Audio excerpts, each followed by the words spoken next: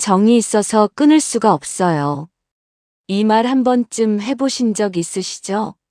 오랜 시간 함께한 사람이니까, 어려울 때 도와준 적이 있으니까, 가족이니까, 친척이니까. 이런 이유로 힘든 관계를 계속 유지하고 계신가요? 여러분, 정은 아름다운 감정입니다. 한국 사회에서 정은 관계를 이어주는 끈이었고, 서로를 배려하는 마음이었죠. 하지만 그 정 때문에 여러분의 노후가 무너지고 있다면 어떻게 하시겠습니까? 정은 소중하지만 여러분의 인생은 더 소중합니다. 심리학자들이 65세 이상 노인 1000명을 대상으로 연구했습니다. 노후에 불행한 분들의 공통점이 무엇일까요? 놀랍게도 돈이 없어서가 아니었습니다. 건강이 나빠서도 아니었어요. 가장 큰 원인은 바로 독성 관계였습니다. 끊어야 하는데 끊지 못한 관계, 정 때문에 붙잡고 있는 관계가 이들을 불행하게 만들고 있었습니다. 더 충격적인 사실은 이런 관계가 건강까지 해친다는 겁니다. 미국의 한 의학 연구에 따르면 스트레스를 주는 관계를 유지하는 사람은 그렇지 않은 사람보다 심장병 발병률이 34% 높고 우울증 발생률은 무려 2배 이상 높았습니다. 정 때문에 참는 그 관계가 여러분의 수명을 갉아먹고 있는 겁니다. 오늘 제가 여러분께 드릴 이야기는 쉽지 않은 내용입니다. 오랜 시간 함께한 사람과의 관계를 끊는다는 건 결코 쉬운 결정이 아니니까요. 하지만 반드시 필요한 이야기입니다. 여러분의 남은 인생을 위해, 평화로운 노후를 위해 꼭 들어야 할 이야기입니다. 소중한 구독과 좋아요 부탁드리며 오늘 이 영상이 여러분의 용기 있는 결단을 도울 수 있기를 바랍니다. 그럼 지금부터 끊어야 할 5가지 관계에 대해 말씀드리겠습니다. 1장. 당신을 이용만 하는 사람. 형님, 이번만 좀 빌려줘. 다음 달에 꼭 갚을게. 몇 년 전 김 선생님은 40년 지기 친구에게 이런 부탁을 받았습니다. 친구가 사업이 어려워졌다고 했어요. 김 선생님은 고민 없이 통장에 있던 500만 원을 빌려줬습니다. 40년 우정이니까요. 다음 달이 됐습니다. 친구는 연락이 없었어요. 김 선생님이 먼저 전화를 걸었습니다. 아, 형님. 미안해. 아직 좀 어려워. 조금만 더 기다려줘. 그렇게 6개월이 지났습니다. 김 선생님이 다시 전화했어요. 이번엔 친구의 반응이 달랐습니다. 형님, 그러지 마. 내가 언제 갚는다고 했어? 형님이 도와준 거 아니었어? 김 선생님은 말문이 막혔습니다. 빌려준 돈도 아깝지만 더 아픈 건 40년 우정이 이렇게 끝나는 거였어요. 밤에 잠도 못 자고 속만 끓었습니다. 건강도 나빠지기 시작했죠. 이런 일이 처음이 아니었습니다. 그 친구는 늘 어려울 때만 김 선생님을 찾았어요. 심리학에서는 이런 사람을 테이커라고 부릅니다. 주는 사람, 기버와 반대되는 개념이죠. 테이커는 관계에서 항상 받기만 합니다. 자신은 주지 않으면서 상대방에게는 계속 요구합니다. 그리고 상대방이 거절하면 배신자 취급을 하죠. 여러분 주변에도 이런 사람 있지 않으신가요? 필요할 때만 연락하는 사람, 어려울 때만 찾는 사람, 도움을 받고도 고맙다는 말 한마디 없는 사람. 우리 사이에 뭐 그런 걸 따져? 하며 당연하게 받아들이는 사람. 처음에는 정 때문에 도와줍니다. 오랜 친구인데 뭐. 어려울 때 서로 돕는 거지. 하지만 시간이 지나면서 패턴이 보이기 시작합니다. 도와줘도 감사하다는 말이 없고, 또 어려운 일이 생기면 또 찾아오고, 정작 내가 어려울 때는 어디론가 사라지고. 한 사회심리학 연구 결과가 있습니다. 일방적으로 주기만 하는 관계는 평균 3년을 넘기지 못한다고 합니다. 주는 사람은 지치고 받는 사람은 더 많이 요구하면서 관계는 결국 무너집니다. 그런데 더 큰 문제는 무너질 때 상처받는 건 주는 사람뿐이라는 겁니다. 72세 이 여사님의 이야기입니다. 친척 중에 계속 돈을 빌려달라는 사람이 있었어요. 처음에는 10만 원, 다음에는 50만 원, 그 다음에는 100만 원. 점점 금액이 커졌습니다. 이 여사님은 정 때문에 거절하지 못했어요. 친척인데 어쩌겠어. 내가 도와줘야지. 5년 동안 모두 합쳐 2천만 원을 빌려줬습니다. 한 번도 갚지 않았어요. 그런데 어느 날 이 여사님이 병원비가 필요해서 조금만 돌려달라고 했습니다. 그랬더니 그 친척이 뭐라고 했을까요? 이모는 돈 많잖아요. 저는 지금 정말 어려워요. 어떻게 이러실 수 있어요? 이 여사님은 그제야 깨달았습니다. 자신이 이용당하고 있었다는 걸요. 정이 아니라 호구였다는 걸요. 그날 이후 이 여사님은 그 친척과 연락을 끊었습니다. 처음엔 죄책감이 들었어요. 하지만 시간이 지나면서 마음이 편안해졌습니다. 더 이상 이용당하지 않는다는 안도감이 컸죠. 어떻게 구분할 수 있을까요? 진짜 도움이 필요한 사람과 이용하는 사람을요. 간단합니다. 3가지만 체크해 보세요. 첫째, 그 사람은 나한테 필요할 때만 연락합니까? 평소엔 연락도 없다가 뭔가 필요할 때만 나타나나요? 둘째, 그 사람은 내가 도와줘도 감사하다는 말을 제대로 하지 않습니까? 당연하다는 듯이 받아들이나요? 셋째, 내가 어려울 때 그 사람은 어디 있었습니까? 나도 도움이 필요할 때 그 사람은 도와준 적이 있나요? 이 3가지 중 2가지 이상 해당된다면 그 사람은 여러분을 이용하고 있는 겁니다. 정이 아니라 계산입니다. 관계가 아니라 거래죠. 이런 관계는 끊어야 합니다. 정 때문에 참다가는 여러분의 노후 자금도, 건강도, 마음의 평화도 모두 잃게 됩니다. 끊는 방법은 명확해야 합니다. 애매하게 하면 안 됩니다. 이제는 도와줄 수 없어. 미안해. 이렇게 분명히 말하세요. 이유를 길게 설명할 필요도 없습니다. 상대방은 어차피 이해하지 못합니다. 오히려 더 조르거나 화를 낼 수 있어요. 그리고 죄책감을 느낄 필요 없습니다. 여러분이 잘못한 게 아닙니다. 상대방이 여러분의 선의를 이용한 겁니다. 여러분은 충분히 도와줬어요. 이제는 여러분 자신을 돌볼 차례입니다. 2장. 당신의 에너지를 빼앗아가는 사람.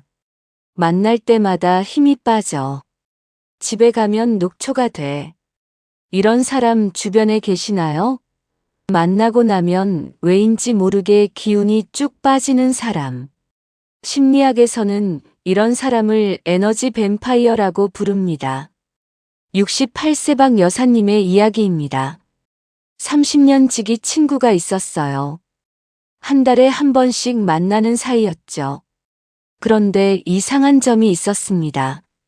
친구를 만나고 나면 항상 기분이 안 좋았어요. 처음엔 왜 그런지 몰랐습니다. 어느 날 박 여사님은 깨달았습니다. 친구가 만날 때마다 부정적인 이야기만 한다는 걸요. 요즘 세상이 왜 이래? 다 엉망이야. 우리 며느리는 정말 답이 없어. 애들은 전화도 안 하고. 아프기는 또 왜 이렇게 아픈지.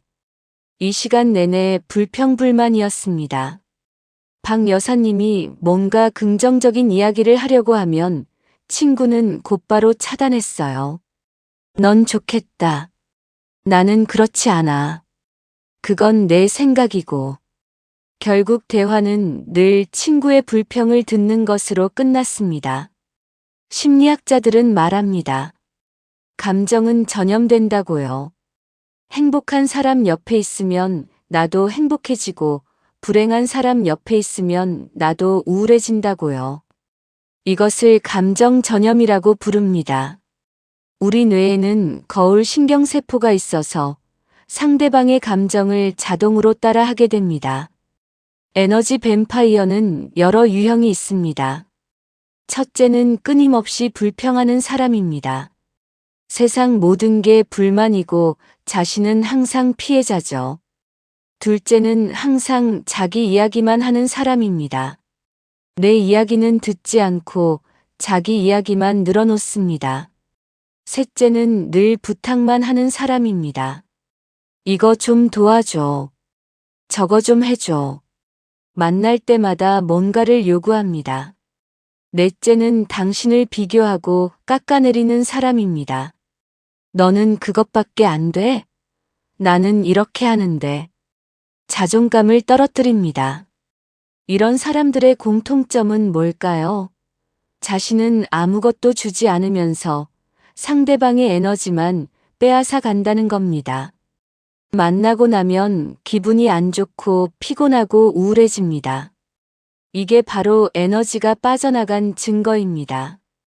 70세 최 선생님은 이런 친구와 20년을 만났습니다. 정이 있으니까요. 오래 알고 지낸 사이인데 뭐. 하지만 건강이 나빠지기 시작했어요. 만나고 나면 머리가 아프고 속이 더부룩하고 잠도 잘 안 왔습니다. 병원에 가봤지만 특별한 이상은 없었어요. 심리 상담을 받으면서 최 선생님은 깨달았습니다. 스트레스가 문제였다는 걸요. 그리고 그 스트레스의 원인이 바로 그 친구였다는 걸요. 상담사의 조언에 따라 한 달간 친구를 만나지 않았습니다. 신기하게도 증상이 사라졌어요. 머리도 안 아프고 잠도 잘 오고 기분도 좋아졌습니다. 의학 연구에 따르면 만성 스트레스는 면역력을 떨어뜨린다고 합니다. 혈압도 올리고 당뇨병 위험도 높입니다. 암 발병률도 증가시키죠. 그 스트레스의 원인이 관계라면 어떻게 해야 할까요? 당연히 끊어야 합니다. 그래도 오래 알고 지낸 사이인데 이렇게 생각하시나요? 그럼 질문 하나 드릴게요. 오래 알고 지낸 게 중요합니까? 아니면 지금 여러분의 건강이 중요합니까? 과거의 시간이 중요합니까? 아니면 남은 인생이 중요합니까? 답은 명확합니다. 지금이 중요하고 건강이 중요하고 남은 인생이 중요합니다. 과거에 함께한 시간은 소중하지만 그 시간이 여러분을 불행하게 만들 권리는 없습니다. 어떻게 끊을까요? 급하게 끊을 필요는 없습니다. 서서히 거리를 두세요. 만나는 횟수를 줄이세요. 한 달에 한 번 만났다면 2달에 한 번으로요. 전화가 오면 바쁘다고 하세요. 만나자고 하면 다음에 하자고 하세요. 죄책감을 느낄 필요 없습니다. 여러분은 충분히 시간을 줬어요. 충분히 들어줬고 충분히 배려했습니다. 이제는 여러분을 위한 시간입니다. 여러분의 에너지를 여러분을 위해 쓸 시간입니다. 3장. 당신을 존중하지 않는 사람. 너는 왜 그것밖에 안 돼? 그것도 모르니? 내 말 들을 걸 그랬지? 이런 말을 자주 듣나요? 만날 때마다 무시당하고 깎아내려지는 느낌이 드나요? 그렇다면 그 사람은 여러분을 존중하지 않는 겁니다. 존중은 모든 관계의 기본입니다. 사랑보다 중요합니다. 정보다 중요하죠. 존중이 없는 관계는 건강한 관계가 아닙니다. 그냥 갑과 을의 관계일 뿐이에요. 75세 정 선생님의 이야기입니다. 동생이 있었는데 평생 무시당하며 살았어요. 형은 공부도 못했잖아. 형은 돈도 별로 못 벌었잖아. 형은 자식 교육도 제대로 못했잖아. 명절 때마다 친척들 앞에서 이런 말을 들었습니다. 정 선생님은 참았습니다. 동생이니까요. 어릴 때부터 함께 자란 피부치니까요. 하지만 마음속에는 상처가 쌓였습니다. 자존감은 점점 낮아졌고 자신감도 사라졌어요. 급기야 우울증까지 왔습니다. 심리학자 칼 로저스는 무조건적 긍정적 존중을 강조했습니다. 상대방을 있는 그대로 인정하고 존중하는 거죠. 비교하지 않고 판단하지 않고 깎아내리지 않는 겁니다. 이게 건강한 관계의 필수 조건입니다. 존중하지 않는 사람의 특징이 있습니다. 첫째, 당신의 의견을 무시합니다. 그건 내 생각이고, 넌 몰라. 이렇게 반응하죠. 둘째, 당신을 남과 비교합니다. 저 사람은 이렇게 하던데, 넌 왜 저 사람만 못하니? 셋째, 당신의 감정을 무시합니다. 그걸 가지고 화를 내. 예민하긴. 넷째, 당신의 경계를 침범합니다. 우리 사이에 뭐 그런 걸 따져?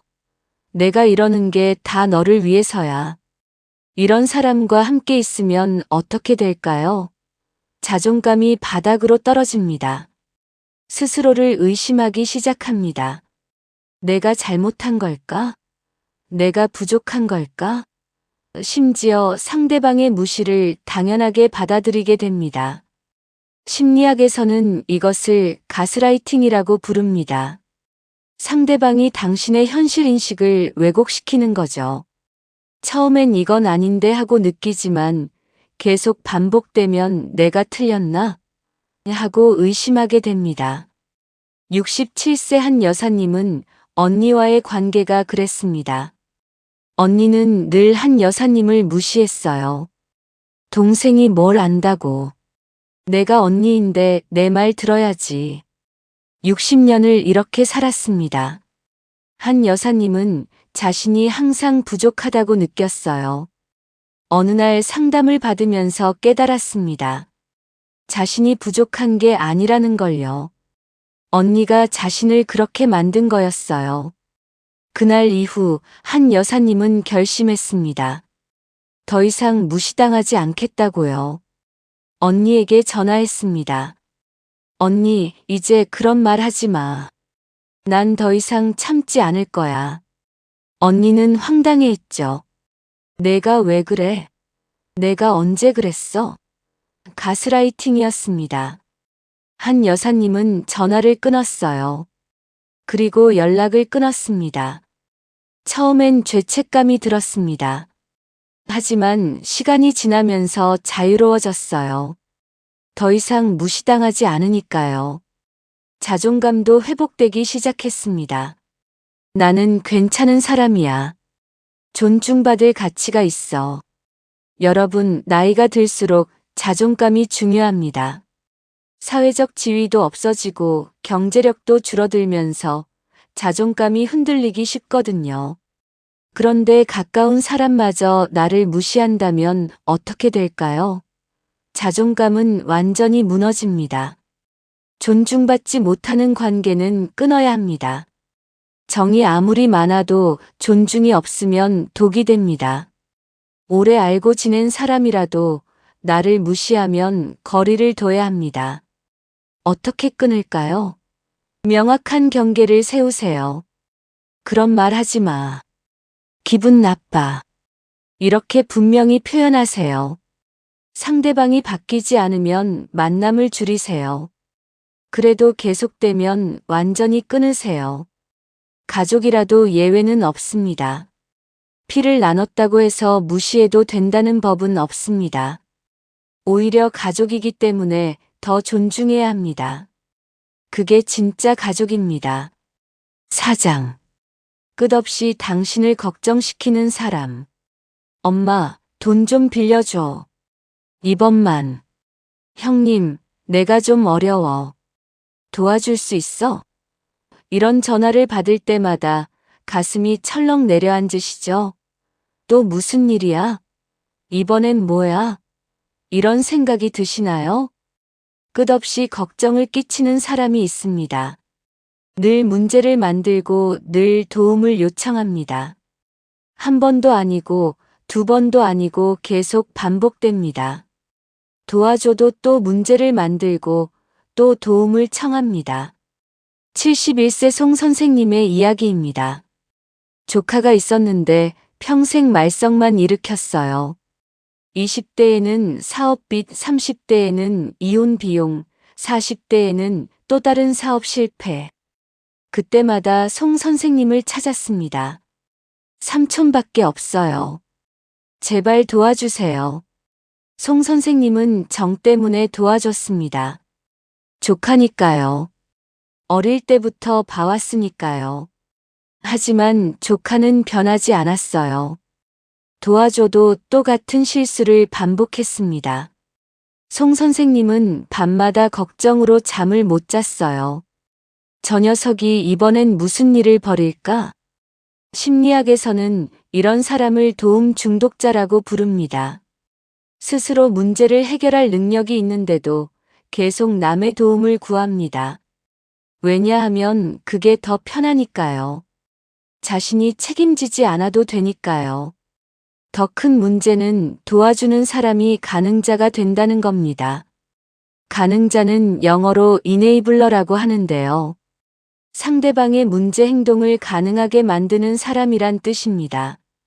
계속 도와주니까 상대방은 계속 의존하게 되는 거죠. 아들이 도박을 한다고 해봅시다. 빚을 갚아주면 어떻게 될까요? 당장은 문제가 해결됩니다. 하지만 아들은 배우는 게 없어요. 다음에 또 지면 부모가 갚아주겠지. 이렇게 생각합니다. 결국 도박은 계속되고 빚은 더 커집니다. 이게 바로 가능자의 함정입니다. 선의로 도와주지만 결과적으로는 상대방을 더 나쁘게 만듭니다.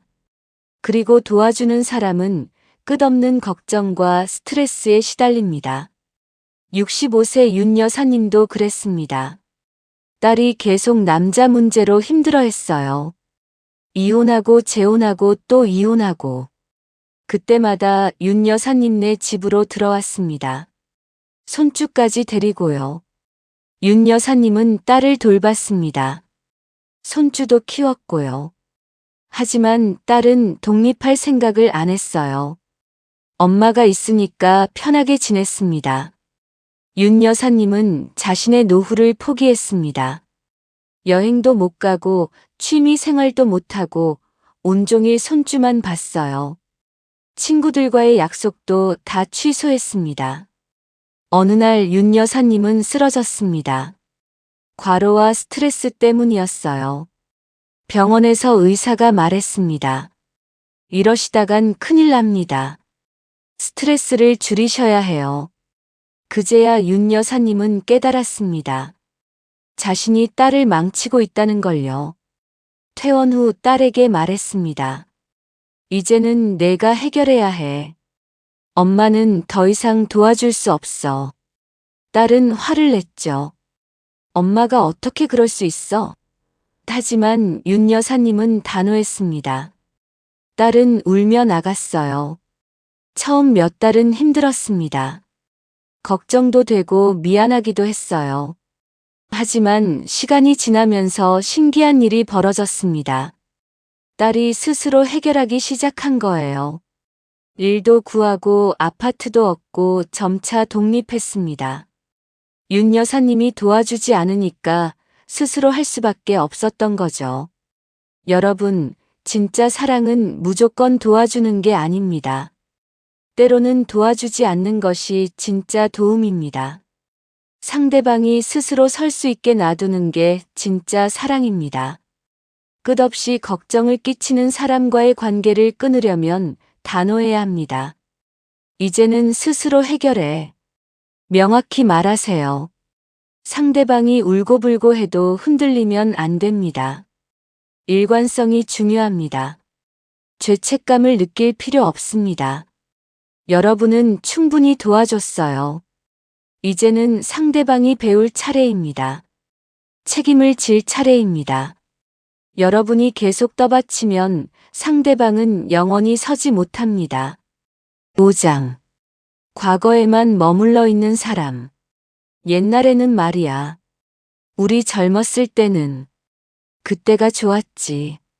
이런 말로 대화를 시작하는 사람 주변에 계시나요? 만날 때마다 과거 이야기만 하는 사람 말입니다. 과거를 회상하는 건 나쁘지 않습니다. 추억은 소중하니까요. 문제는 과거에만 갇혀서 현재를 살지 않는 사람입니다. 그리고 그 사람과 함께 있으면 나도 과거에 갇히게 됩니다. 69세장 선생님의 이야기입니다. 전후에 모임이 있었는데 갈 때마다 힘들었어요. 만나면 늘 군대 이야기만 했거든요. 그때 우리 부대에서 말이야. 그때 그 상관이 말이야. 50년 전 이야기를 마치 어제 일처럼 했습니다. 처음엔 재미있었습니다. 하지만 매년 같은 이야기가 반복됐어요. 장 선생님은 지겹기 시작했습니다. 새로운 이야기를 하고 싶었어요. 요즘 뭐하고 사는지, 무슨 취미가 생겼는지, 어디 여행 갔는지.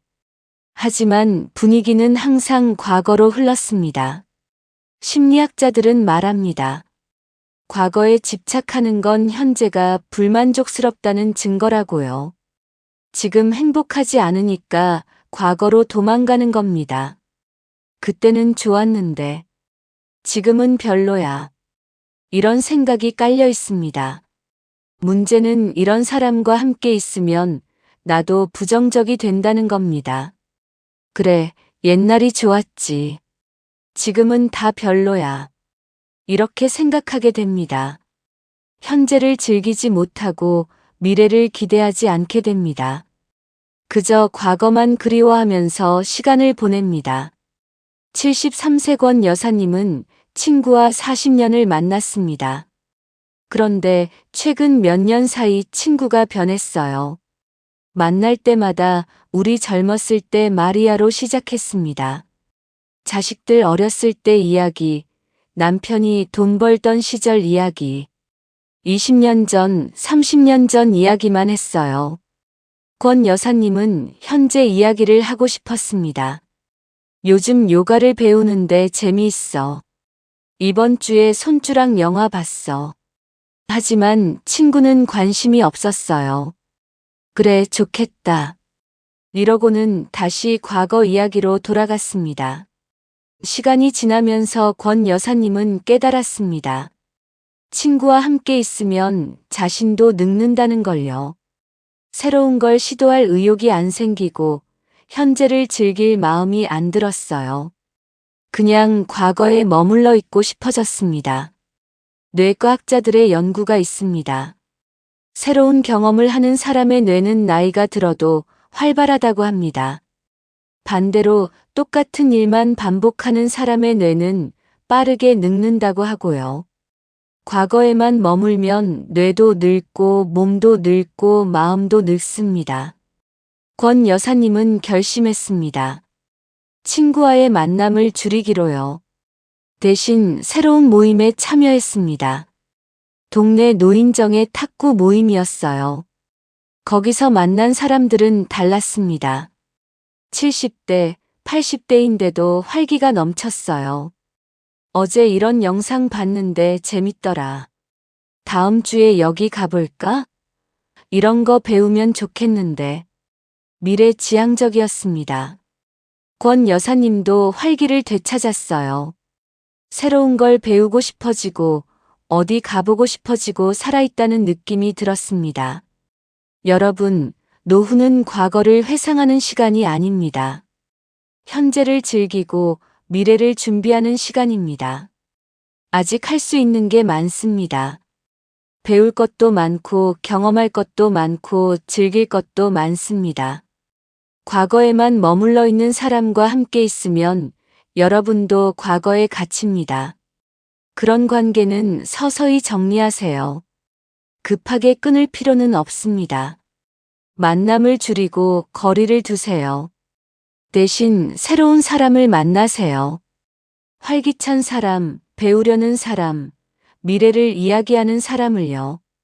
과거는 소중합니다. 하지만 과거에 살 수는 없습니다. 현재를 살아야 합니다. 그게 진짜로 사는 겁니다. 여러분, 오늘 우리가 살펴본 5가지 관계를 정리해 볼까요? 당신을 이용만 하는 사람, 당신의 에너지를 빼앗는 사람, 당신을 존중하지 않는 사람, 끝없이 걱정을 끼치는 사람, 과거에만 머물러 있는 사람. 이 5가지 관계는 모두 여러분의 노후를 무너뜨립니다. 그래도 정이 있는데 어떻게 끊어? 이렇게 생각하시나요? 여러분, 정은 소중합니다. 하지만 정 때문에 여러분이 불행해진다면 그건 정이 아닙니다. 그건 집착입니다. 정은 서로를 행복하게 만들어야 합니다. 한쪽만 희생하는 건 정이 아니에요. 관계를 끊는다는 건 쉬운 결정이 아닙니다. 특히 오래 알고 지낸 사람이라면 더욱 그렇죠. 죄책감도 들고 미안한 마음도 들고 외로울까봐 걱정도 됩니다. 하지만 여러분, 이것만은 기억하세요. 나쁜 관계 하나를 끊으면 좋은 관계를 위한 공간이 생깁니다. 독성 관계에 쏟던 에너지를 건강한 관계에 쓸 수 있습니다. 시간도 마음도 돈도 전부요. 그리고 무엇보다 여러분 자신을 위해 쓸 수 있습니다. 심리학자들의 연구가 있습니다. 노년기 행복의 가장 큰 요인은 관계의 질이라고 합니다. 관계의 양이 아니라 질입니다. 친구가 많은 게 중요한 게 아니라 좋은 친구가 있는 게 중요하다는 거죠. 단 한 명이라도 진짜 친구가 있으면 행복합니다. 10명의 가짜 친구보다 낫습니다. 관계를 끊는 구체적인 방법을 말씀드릴게요. 첫째, 급하게 끊지 마세요. 서서히 거리를 두는 겁니다. 만남을 줄이고 연락을 줄이세요. 상대방도 자연스럽게 멀어지는 걸 느낄 겁니다. 둘째, 이유를 길게 설명하지 마세요. 요즘 바빠서, 건강이 안 좋아서, 간단히 말하면 됩니다. 길게 설명하면 상대방이 반박하고 설득하려 듭니다. 셋째, 단호하세요. 흔들리면 안 됩니다. 상대방이 불쌍하다고 외로워 보인다고 다시 돌아가면 안 됩니다. 여러분이 희생해서 상대방을 구할 수는 없습니다. 넷째, 죄책감을 버리세요. 여러분은 잘못한 게 없습니다. 여러분은 충분히 시간을 주고 기회를 줬어요. 이제는 여러분 자신을 돌볼 차례입니다. 다섯째, 새로운 관계를 만드세요. 끊기만 하면 외로워집니다. 건강한 관계로 채워야 합니다. 동네 모임, 취미 활동, 봉사 활동. 새로운 사람을 만나세요. 관계를 끊고 나면 어떻게 될까요? 처음엔 허전합니다. 익숙했던 사람이 없으니까요. 하지만 시간이 지나면서 자유를 느낍니다. 더 이상 이용당하지 않는다는 안도감, 더 이상 에너지를 빼앗기지 않는다는 평화로움, 더 이상 무시당하지 않는다는 자존감, 그리고 무엇보다 시간이 생깁니다. 나쁜 관계에 쏟던 시간이 이제 여러분 것입니다. 그 시간으로 뭘 할까요? 배우고 싶었던 거 배우세요. 가보고 싶었던 곳 가세요. 하고 싶었던 거 하세요. 여러분의 노후는 여러분의 것입니다. 한 노년 심리학자가 이런 말을 했습니다. 70대 이후의 행복은 뺄셈이다. 무엇을 가지느냐가 아니라 무엇을 놓아내느냐가 행복을 결정한다. 나쁜 관계도 놓아내야 할 것 중 하나입니다. 여러분은 이제 정리할 시간입니다. 남은 인생이 얼마나 될까요? 10년, 20년, 30년. 그 소중한 시간을 나쁜 관계에 쓰시겠습니까? 아니면 좋은 관계와 여러분 자신을 위해 쓰시겠습니까? 답은 명확합니다. 나쁜 관계는 끊어야 합니다. 정 때문에 참는 건 사랑이 아닙니다. 자기 파괴입니다. 진짜 사랑은 나 자신을 먼저 사랑하는 겁니다. 내가 행복해야 남도 행복하게 해줄 수 있습니다. 오늘부터 시작하세요. 주변 관계를 점검해 보세요. 이 5가지 중에 해당하는 사람이 있나요? 있다면 용기를 내세요. 거리를 두기 시작하세요. 처음엔 어렵습니다. 하지만 시간이 지나면 가장 잘한 결정이었다는 걸 깨닫게 될 겁니다. 여러분의 노후는 소중합니다. 나쁜 관계에 허비하기엔 너무 아깝습니다. 좋은 사람들과 좋은 시간을 보내세요. 웃고 행복하고 평화로운 노후를 만드세요. 여러분은 그럴 자격이 있습니다. 마지막으로 이 말씀을 드리고 싶습니다. 관계를 끊는 건 이기적인 게 아닙니다. 그것은 자기 보호입니다. 생존입니다. 지혜입니다. 용기 있는 사람만이 나쁜 관계를 끊을 수 있습니다. 여러분도 그런 용기 있는 사람이 되시길 바랍니다. 오늘 이 영상이 여러분의 용기 있는 결단을 돕는데 도움이 되었기를 바랍니다. 여러분의 평화롭고 행복한 노후를 진심으로 응원합니다. 더 이상 정 때문에 붙잡고 있지 마세요. 놓아주세요. 그리고 자유로워지세요. 시청해주셔서 감사합니다. 여러분의 행복한 노후를 응원합니다.